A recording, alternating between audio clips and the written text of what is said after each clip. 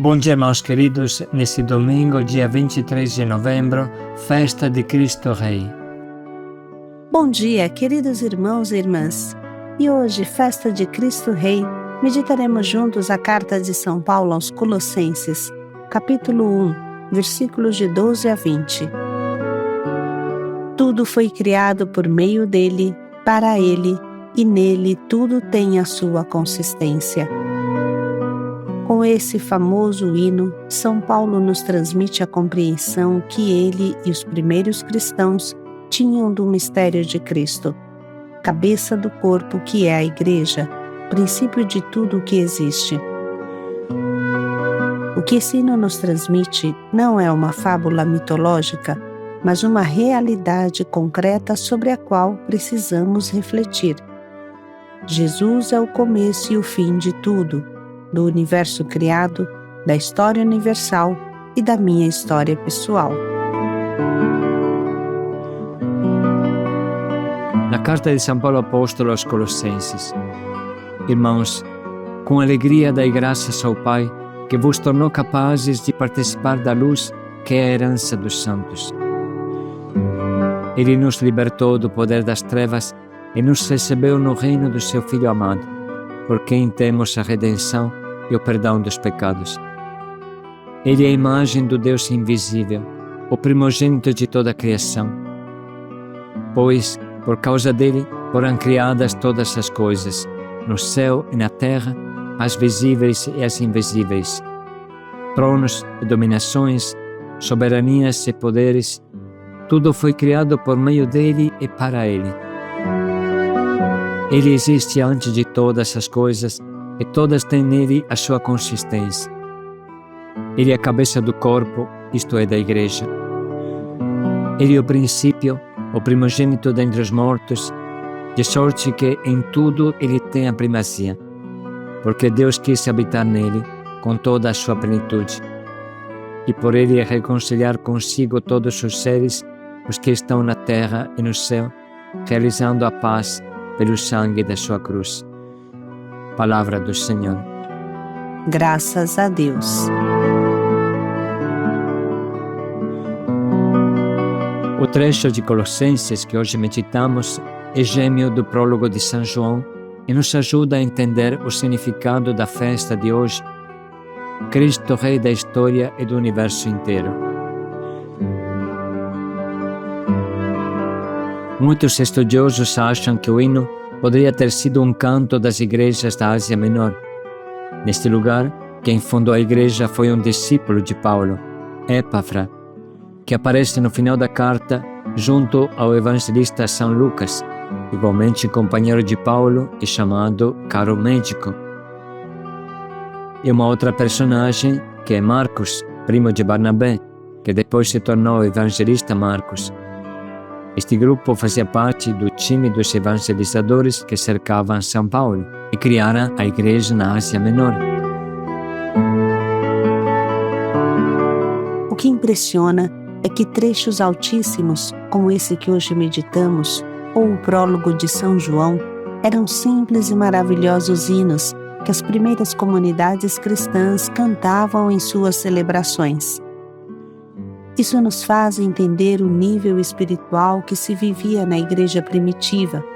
Trata-se de cantos que estavam na boca de todos os primeiros cristãos da Ásia Menor. Esses irmãos estavam fascinados e conquistados por Jesus, verdadeiro Deus, verdadeiro homem. Deus feito carne, que escancarava as portas sobre o mistério profundo de Deus. Todo o Antigo Testamento, do Gênesis ao último profeta, era atraído na órbita potente de Jesus e dele recebia sentido. Os primeiros cristãos tinham claro na cabeça e no coração que Jesus é a sabedoria criadora de que se fala no Antigo Testamento. Que tudo foi criado por Ele, para Ele e em vista dele, e Ele é o princípio de tudo. Ele é o sentido do nosso universo exterior e interior. No livro dos Provérbios, a sabedoria diz: Ainda não havia abismo quando fui concebida, e ainda as fontes das águas não tinham brotado. Antes que assentados fossem os montes, antes dos outeiros, fui dada à luz. Antes que fossem feitos a terra e os campos e os primeiros elementos da poeira do mundo. Quando ele preparava os céus, ali estava eu. Quando traçou o horizonte na superfície do abismo, quando firmou as nuvens no alto, quando dominou as fontes do abismo, quando impôs regras ao mar para que suas águas não transpusessem os limites, quando assentou os fundamentos da terra, junto a ele estava eu, como artífice, brincando todo o tempo diante dele, brincando sobre o globo de sua terra, achando as minhas delícias junto aos filhos dos homens.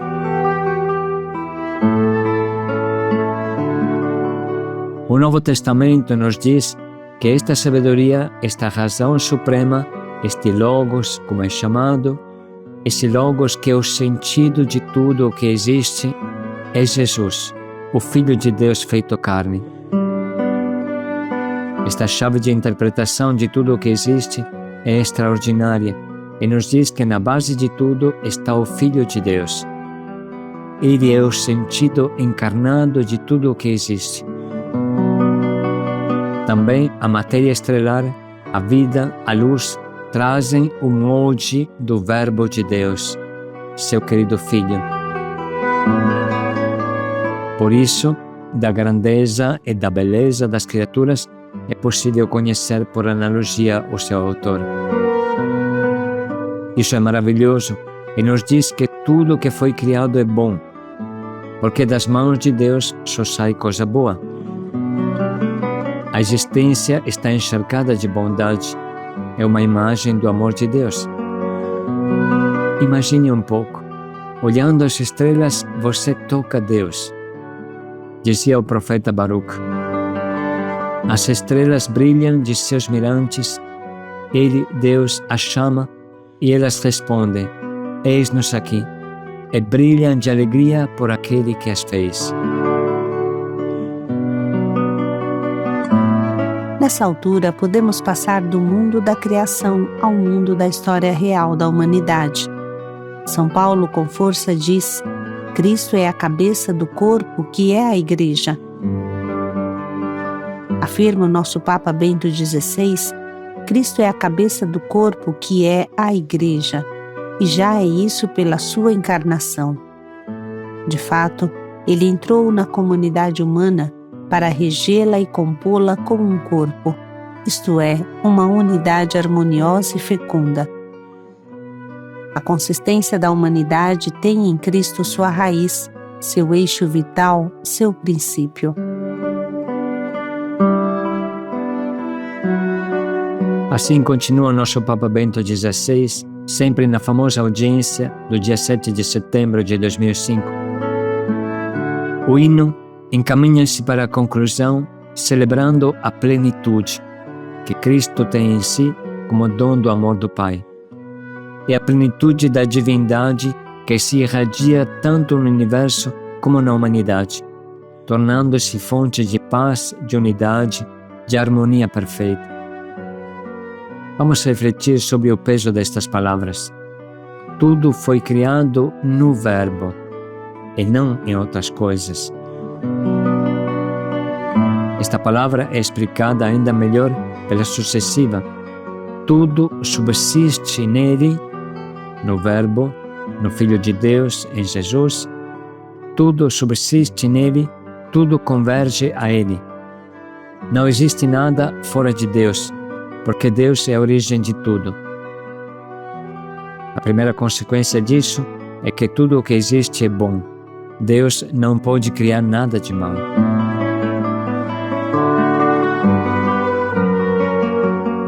Aqui retorna o refrão de Gênesis 1. Deus viu que era coisa boa, boa, muito boa. Em segundo lugar, São Paulo nos diz que essa criação não acontece somente no momento inicial, mas continua sempre. Tudo subsiste, ou seja, encontra o seu ser continuamente em Cristo. Como é bonito olhar para a criação e pensar que Cristo está sustentando aquela árvore, aquela montanha, aquela estrela. Todo o universo é mantido na existência pelo Verbo, agora encarnado. Enfim, São Paulo afirma que tudo está caminhando para Cristo, cuja função é recapitular todas as coisas. Dele saíram e a ele voltarão. O destino último de tudo o que existe é voltar para Cristo.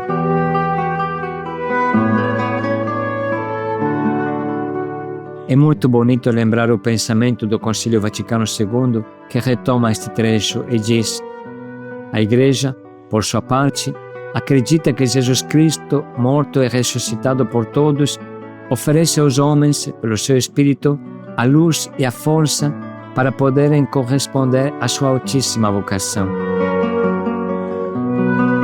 Nem foi dado aos homens sob o céu outro nome no qual possam ser salvos. Acredita também que a chave, o centro e o fim de toda a história humana se encontra no seu Senhor e Mestre. E afirma, além disso, que debaixo de todas as transformações há muitas coisas que não mudam, cujo último fundamento é Cristo, o mesmo ontem, hoje e para sempre. Quer, portanto, o Concílio, à luz de Cristo, imagem de Deus invisível e primogênito de toda a criação, dirigir-se a todos para iluminar o mistério do homem e cooperar na solução das principais questões do nosso tempo.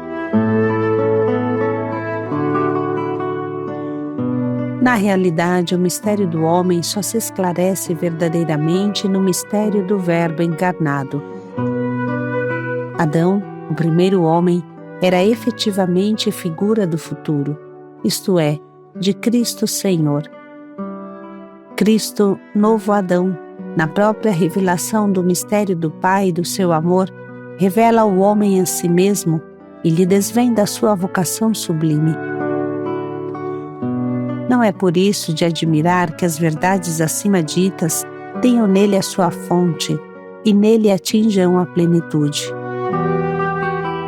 Imagem de Deus invisível, ele é o homem perfeito, que restitui aos filhos de Adão semelhança divina, deformada desde o primeiro pecado.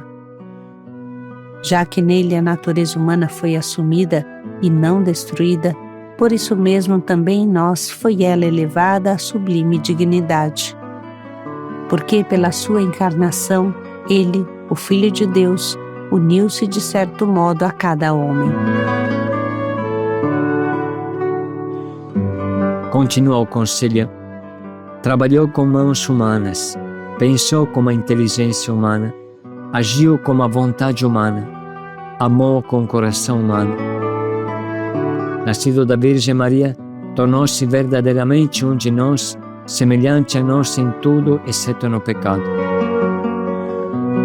Ao ajudar o mundo e recebendo dele ao mesmo tempo muitas coisas, o único fim da Igreja é o advento do Reino de Deus, é o estabelecimento da salvação de todo o gênero humano.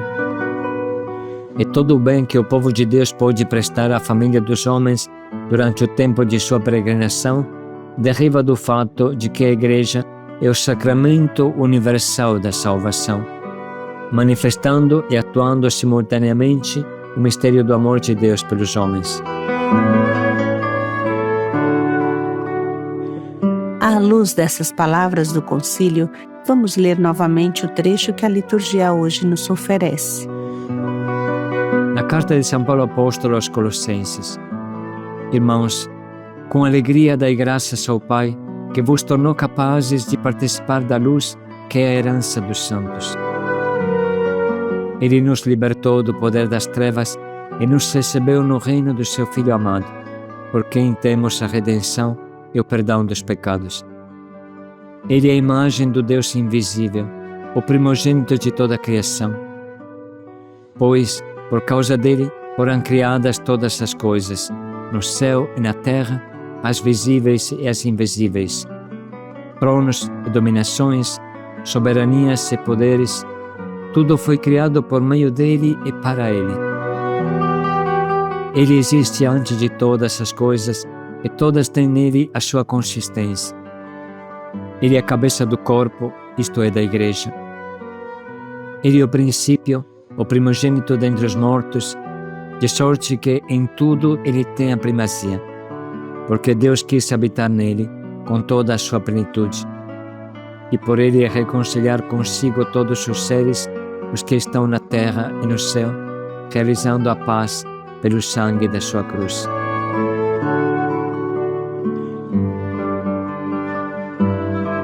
Vamos parar um pouco para sublinhar e anotar as frases que mais nos atingem.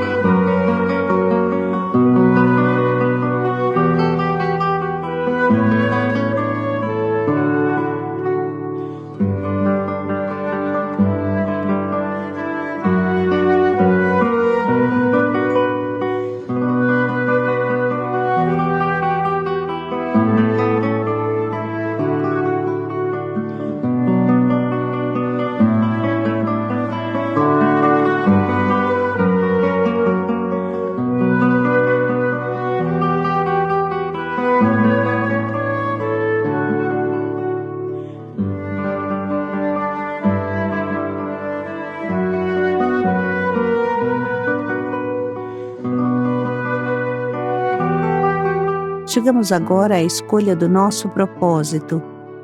Viver com a consciência que Jesus vive em nós e nós vivemos nele. Ter a consciência que não sou mais eu que vivo, mas Cristo vive em mim. Viver de maneira digna do Deus que está dentro de mim.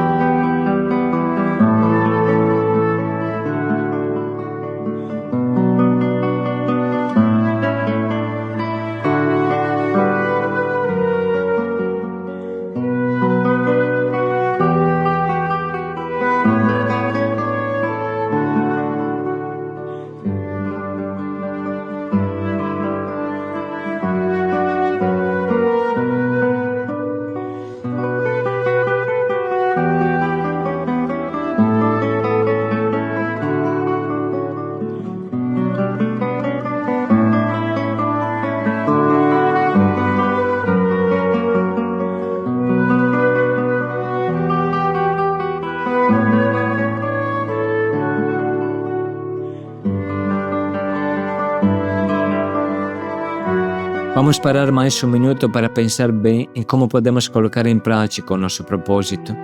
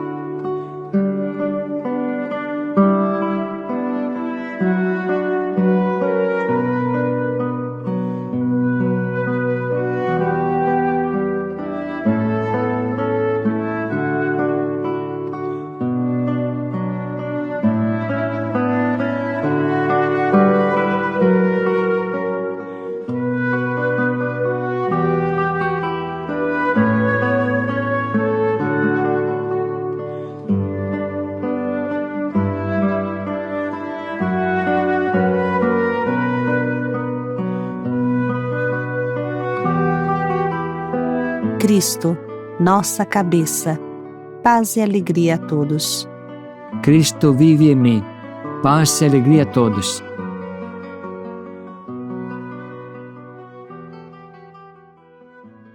Vem, Senhor Jesus, o coração já bate forte ao te ver. A tua graça hoje eu quero receber. Sem a bênção do Senhor